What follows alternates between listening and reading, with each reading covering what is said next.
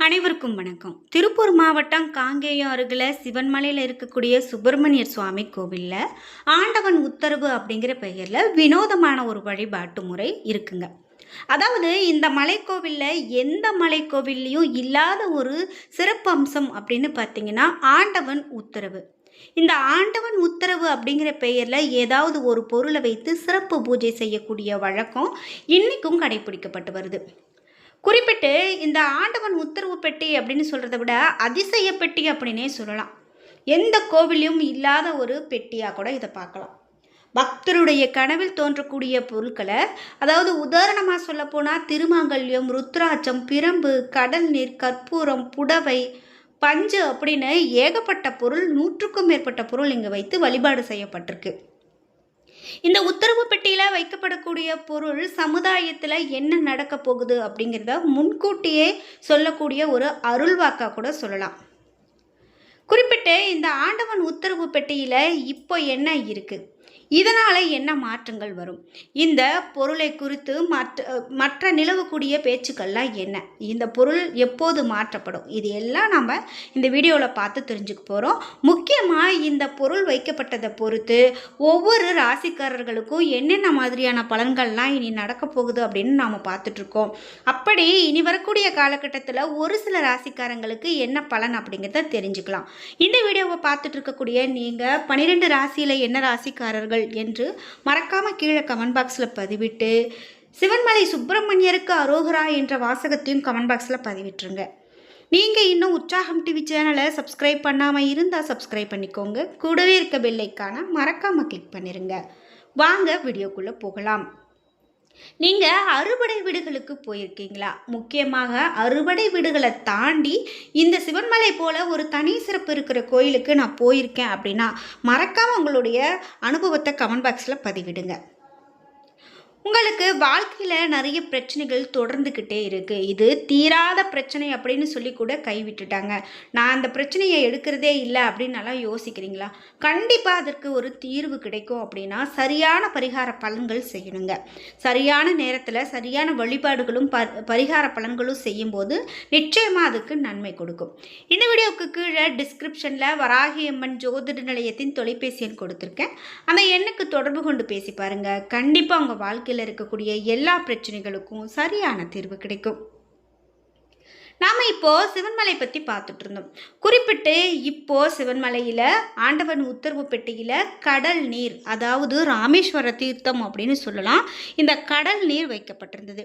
இதே போல் கடந்த 2024ஆம் ஆண்டு காசி தீர்த்தம் வைக்கப்பட்டது ஒரு குறிப்பிட்டது அப்படின்னு சொல்லலாம். அந்த காசி தீர்த்தம் வைத்து பூஜையும் செய்யப்பட்டது.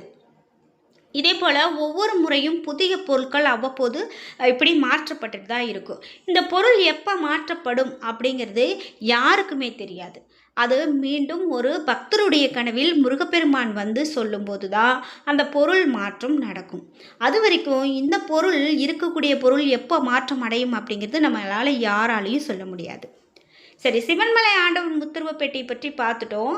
இப்போது வரக்கூடிய நாட்களில் ராசிக்காரர்களுக்கு என்னென்ன மாதிரியான பலன்கள்லாம் இருக்க போகிறது அப்படிங்கிறத நம்ம பார்க்கலாம். இந்த வீடியோ பார்த்துட்டு இருக்கக்கூடிய நீங்கள் 12 ராசியில் என்ன ராசிக்காரங்க என்பதை மறக்காமல் கீழே கமெண்ட் பாக்ஸில் பதிவிடுங்க. முக்கியமாக இந்த வீடியோவில் இப்போது மேஷராசிக்காரர்களுக்கு எப்படிப்பட்ட பலன்கள் அமைய போகிறது அப்படின்னு பார்க்கலாம். மேஷராசிக்காரர்களுக்கு வரக்கூடிய நாட்களில் எல்லாமே சிறப்பாகவே இருக்க போகிறது. நீங்கள் பெரிதாக எதற்கும் பயந்துக்க வேண்டாம் அப்படின்னே சொல்கிறாங்க. இந்த 2026ஆம் ஆண்டே உங்களுக்கு நல்ல ஒரு நன்மையை கொடுக்கக்கூடியதாகவே அமைகிறது அப்படின்னு சொல்லலாம். பிரச்சனைகள்லாம் அகலக்கூடியதாகவும் பிள்ளைகளுடைய முன்னேற்றம் கருதி நீங்கள் எடுத்துக்கூடிய முயற்சியெல்லாம் உங்களுக்கு வெற்றியை கொடுக்கும் அப்படின்னும், தொழில் சம்பந்தமான முக்கியமான புள்ளிகளை நீங்கள் சந்திப்பீங்க அப்படின்னும் சொல்கிறாங்க. இதுவரைக்கும் வீடு நிலபுலன் இல்லாதவங்க கூட புதியதாக சொத்து வாங்கக்கூடிய காலகட்டமாக இனி வரக்கூடிய காலகட்டம் அமைய போகுது. பழைய சொத்துக்களுடைய மதிப்பு கண்டிப்பாக உயரும். உங்களுடைய திறமைக்கு ஏற்ற அங்கீகாரம் கிடைக்கும். 7.5 சனி துவங்கினாலும் குருவினுடைய பார்வை பாக்கியஸ்தானத்திற்கு இருக்கிறதால எப்போதுமே உழைத்து கொண்டே இருக்கக்கூடிய ஆர்வம் மிகுதியாக உங்களுக்கு இருக்கும்.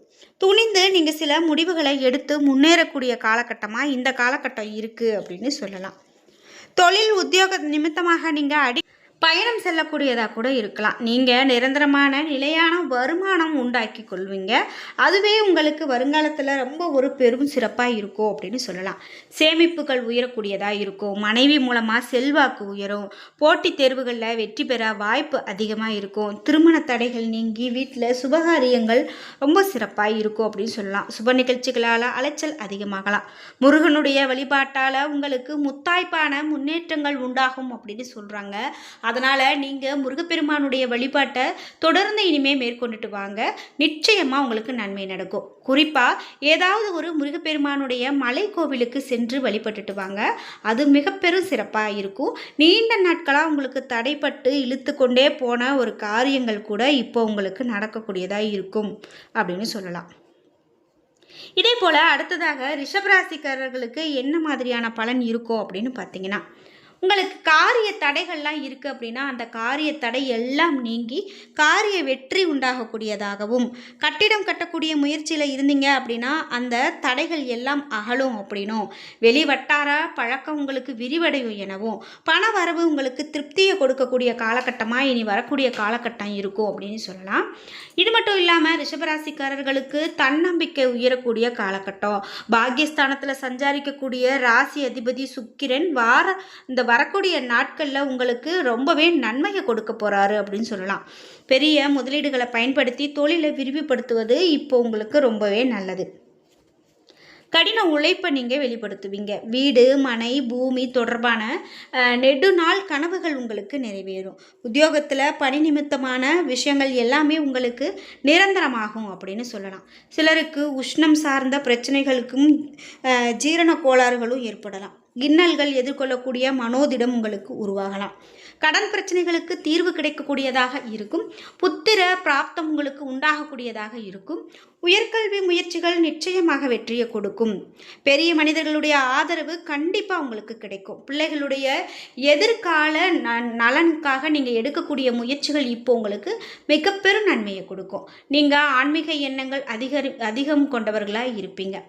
அது மட்டும் இல்லாமல் முருகனுக்கு பஞ்சாமிர்த அபிஷேகம் செய்து இப்போ நீங்கள் வழிபாடு செய்தீங்க அப்படின்னா அது நிச்சயமாக மிகவும் நன்மையான பலனாக இருக்கும் அப்படின்னு சொல்லலாம். அடுத்ததாக மிதுன ராசிக்காரர்களுக்கு வரக்கூடிய காலகட்டத்தில் மனக்குழப்பம் அகலும். செயல்பாடுகளில் கடைசி நேரத்தில் வெற்றிக்கு வழிகொடுக்கும். அதே போல் சுப செய்திகள் வந்து சேரும். புதிய வேலை வாய்ப்புகள் பற்றி நல்ல ஒரு பலனை பெறுவீங்க. பொருளாதார முன்னேற்றம் அதிகரிக்கும் கூடிய காலகட்டமாக இருக்கும். தெளிவான முடிவு எடுக்கக்கூடிய தன்மையும் ஞாபக சக்தியும் கூடும். குடும்பத்தில் நிலவிய பிணக்குகள் எல்லாம் தீரும். பொறுப்புகள் அதிகரிக்கும். பணிபுரியக்கூடிய இடங்களில் ஏற்பட்ட அவப்பெயர் விலகும். பெண்களுக்கு சிறு சுய தொழில் செய்யக்கூடிய ஆர்வம் அதிகமாகும். விண்ணப்பித்த அரசு வேலை கூட கிடைக்கக்கூடியதாக இருக்கும். மறைமுக வருமானம் பெருகும். வாடகை வீட்டில் வாழ்ந்தவங்க கூட சொந்த வீடு வாங்குவதற்கான ஒரு காலகட்டமாக இனி வரக்கூடிய காலகட்டம் அமையலாம். இதே போல ஆயுள் பலம் உண்டாகும். முருக பெருமானுக்கு இளநீர் அபிஷேகம் செய்து வழிபட்டுட்டு வந்தீங்க அப்படின்னா அதுவே இப்போ உங்களுக்கு மிக பெரும் நன்மையாக அமையும் அப்படின்னு சொல்லலாம். கடகராசிக்காரர்களுக்கு வரக்கூடிய காலகட்டத்தில் நீங்கள் விபூதி அபிஷேகம் முருகப்பெருமானுக்கு செய்து வழிபட்டு வாங்க. அது உங்களுக்கு மிகவும் நன்மையை கொடுக்கும். பங்குச்சந்தை இழப்புகளை குறைக்கக்கூடியதாக வரக்கூடிய காலகட்டம் இருக்கும். நண்பர்கள் மூலமாக ஆதாயம் உண்டாகும். தொழில் தொடர்பான முயற்சிக்கு தந்தையினுடைய ஆதரவு கிடைக்கும். இதுவரைக்கும் இருந்து வந்த சகோதர சகோதரிகளுடைய பிணக்குகள் இருந்த இடம் தெரியாமல் மறைந்து போகும். நல்ல வரன்கள் தேடி வரும். சிலருக்கு அரசியல் ஆசை துளிர்விடும். திருமண தடைகள் எல்லாம் அகலும். பார்த்து சென்ற வரனிடமிருந்து நல்ல தகவல்கள் கண்டிப்பாக கிடைக்கும். அதே போல் அஷ்டம ராகுவால உங்களுக்கு சிலருக்கு விபரீத ராஜயோகம் ஏற்படலாம். பேச்சில் நிதானம் தேவை. அமைதியாக இருக்கிறது ரொம்பவே அவசியம். இது மட்டும் இல்லாமல் நம்பிக்கை அதிகரிக்கக்கூடிய காலகட்டமாக இருக்கும். ராசியை நீங்கள் ஏக யோகாதிபதி செவ்வாய் பார்ப்பது சந்திரமங்கல யோகம் உண்டாகும் அப்படின்னு சொல்லலாம். பண தேவைகள் நிறைவேறும். சில குழப்பமான முடிவுகள் கூட நீங்கள் இந்த நேரத்தில் எடுக்காமல் தவிர்க்கிறது நல்லது.